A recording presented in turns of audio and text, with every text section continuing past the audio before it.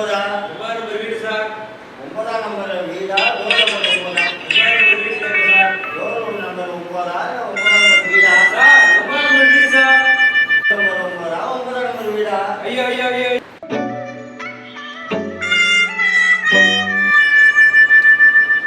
Sir இந்த paper கடை பக்கத்துல எங்க இருக்கு?